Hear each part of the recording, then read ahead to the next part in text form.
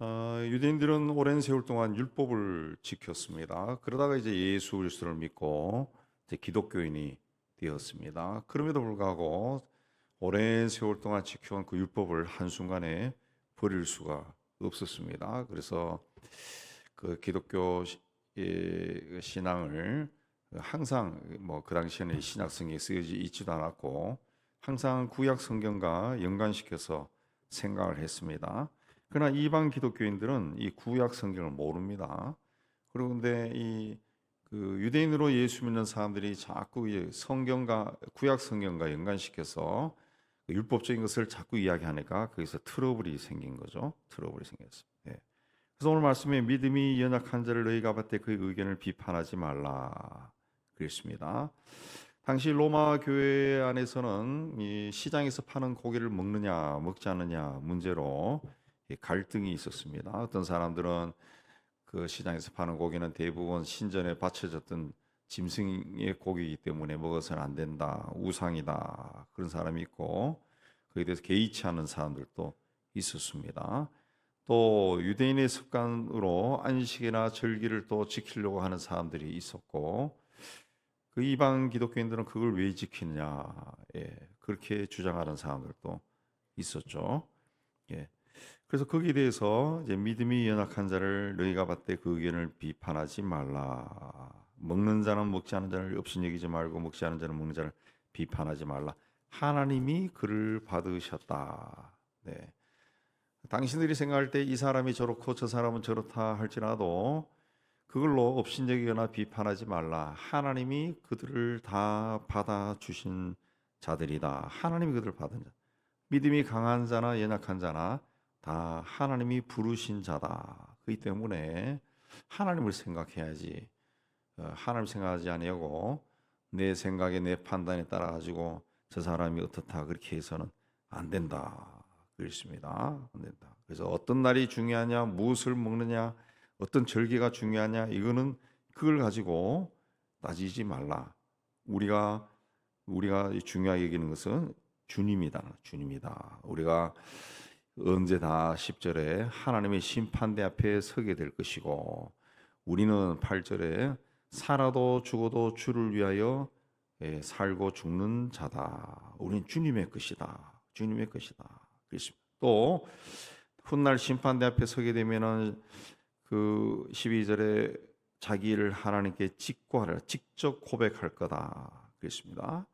신앙이라는 것은 저 사람이 어떻고 내 사람이 어떻고 이게 중요한 게 아니라 하나님 앞에서 내가 어떤 모습으로 서서 살아가느냐 이게 중요하다는 거죠. 왜? 12절에 각 사람이 자기 일을 하나님께 직고하리라. 하나님 앞에 섰을 때는 내가 나의 삶을 고백하는 것이지 누가 어떻기 때문에 내가 이렇게 됐어요. 그 아무 필요도 없다. 그렇습니다. 아무 필요도 없다. 하나님이 그런 걸 기뻐하지 않는다는 거죠. 예. 근데 문제는 무슨 문제냐 하면은 사람들이 다 자기 생각대로 그 행동을 하면서 말하고 행동하면서 그게 다 하나님을 위해서 한다. 이렇게 생각한다는 거죠.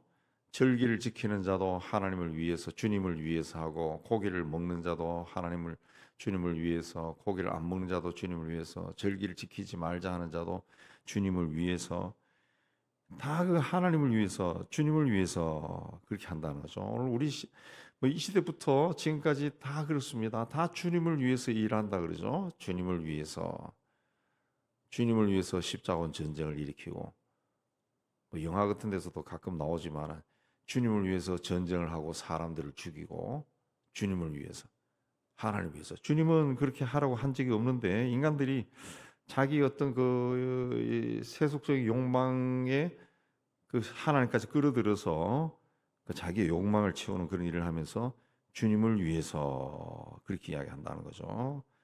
그러나 그게 그렇지 않다는 거죠. 예, 나중에 하나님 앞에 자기가 행한 일을 자백하게 될 거야. 자백할 것이다. 주님 11, 12절에 자백하고 직고할 것이다. 그랬습니다. 예, 직고할 것이다. 그래서 12, 13절에 다시는 서로 비판하지 말고 도리어 부딪힐 것이나 그쳐서 형제 앞에 두지 않도록 주의하라. 부딪힐 것은 길에 있는 그 돌을 이해합니다. 돌을 이해합니다. 우리가 어렸을 때도 요즘 아스팔트 없을 때 막 뛰어다니다가 길에 있는 돌뿌리에 치여서 넘어지는 그런 경우도 있죠. 그게 부딪힐 것. 거칠 것은 덫을 이해합니다. 덫.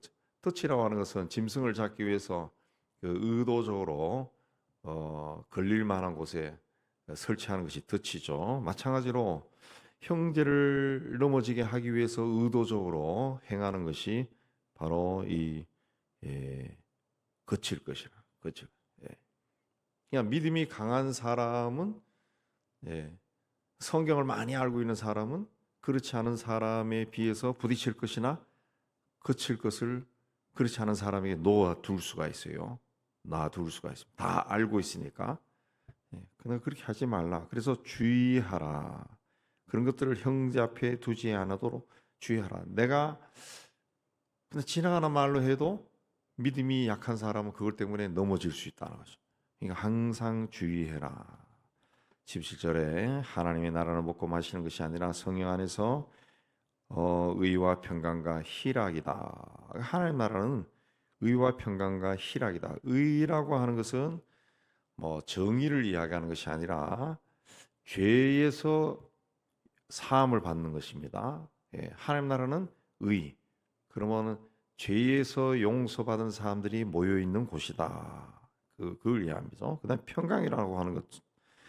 평강이라고 하는 것은 이제 샬롬을 이해하는데 그 하나님 나라는 예수로 인해서 샬롬이 가진 자들이죠. 샬롬. 샬롬. 샬롬을 가지기 위해서는 그 하나님과의 관계가 회복되는 거죠.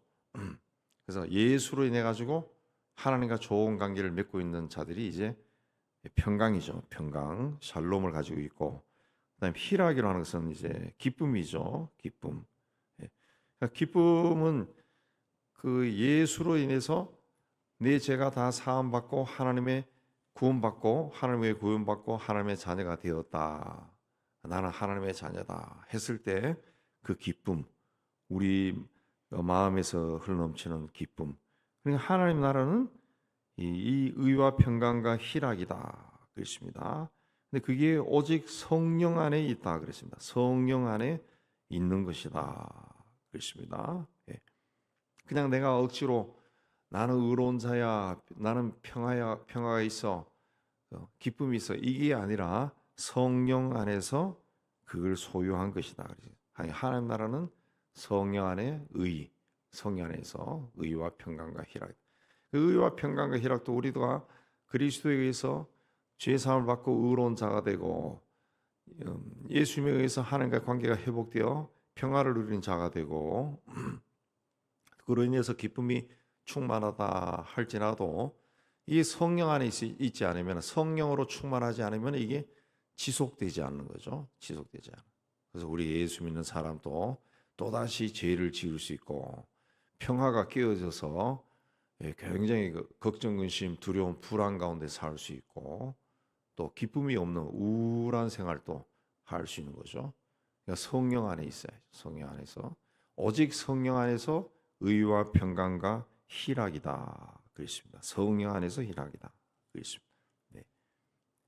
이렇게 그리스도를 섬기면 하나님을 기쁘시게 하고 사람에게 칭찬을 받는다 그랬습니다. 그러므로 19절에 화평의 일과 서로 덕을 세우는 일을 힘써야 된다 그랬습니다. 화평이라는 것은 성도들 사이에 앞절에 나왔지만 업신여기거나 나하고 틀리다 해서 업신여기거나 나보다 좀 능력이 없다 해서 좀 모자란 데서 업신여기거나 또 판단하지 말라 그렇습니다. 그런 일을 하면은 하나가 되지 못한다는 거죠.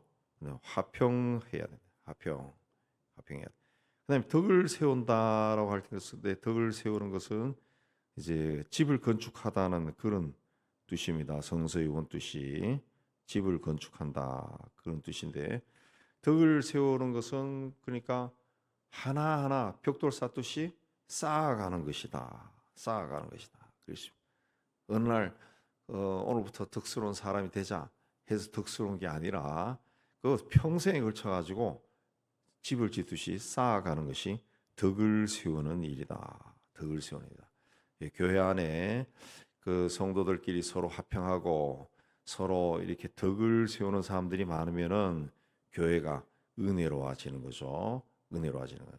네. 그래서 20절 이하에도 자꾸 먹는 문제로 하나님의 사업을 무너지게 하지 말라. 무너지게 하지 마. 하나님의 사업을 자꾸 하나님의 일을 그런 걸로 자꾸 판단하지 말라. 그리고 22절에 내게 있는 믿음을 하나님 앞에서 스스로 가지고 있다. 가지고 있으라. 예. 믿음을 간직하라.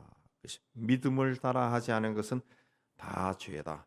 예. 자기에게 있는 믿음을 소중하게 생각하고 그 믿음을 따라 살아라. 그렇게 하는 것이 교회가 은혜로워진다. 그렇습니다. 이 말씀에 따라 우리도 다시 한번 우리의 신앙을 살피고 하나님 앞에 내가 어떤 모습으로 서 있는가 살피고 다시 하나님 앞에 오늘 말씀에 나온 것처럼 서로 화평하고 덕을 세워나가는 우리 삶이 다는 그날까지 덕을 세워나가는 우리 모두가 되기를 주님의 이름으로 축복합니다.